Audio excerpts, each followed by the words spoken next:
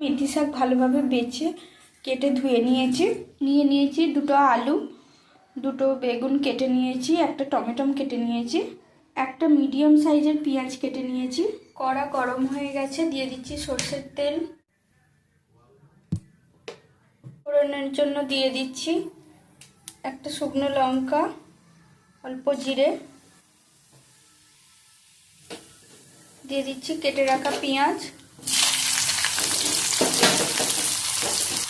আধ ভাজা হয়ে গেছে, দিয়ে দিচ্ছি কেটে রাখা টমেটো। টমেটো আর পেঁয়াজ ভেজে নেব। টমেটো আর পেঁয়াজ ভালোভাবে ভাজা করে দিয়ে দিচ্ছি আলু।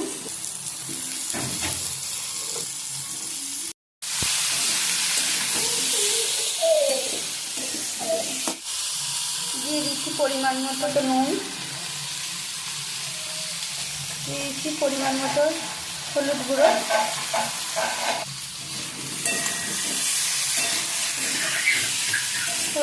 আর নুন দিয়ে আলু ভাজা ভাজা করে নেব।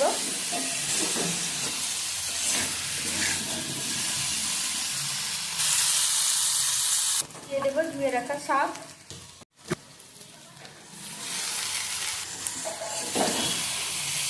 এবার মেথি শাক ভালোভাবে আলুর সাথে ভেজে নেব।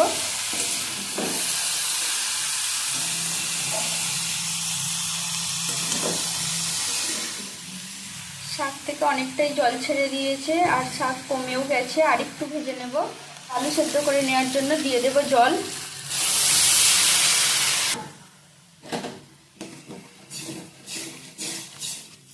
দিয়ে দিচ্ছি একটু ঝালের জন্য লঙ্কা গুঁড়ো।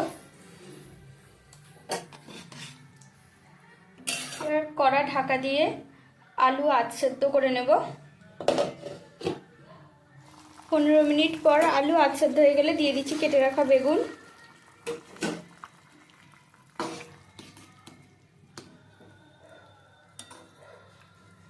বেগুন দিয়ে ঢাকা দিয়ে দেব, আলু পুরো সেদ্ধ করে নেব।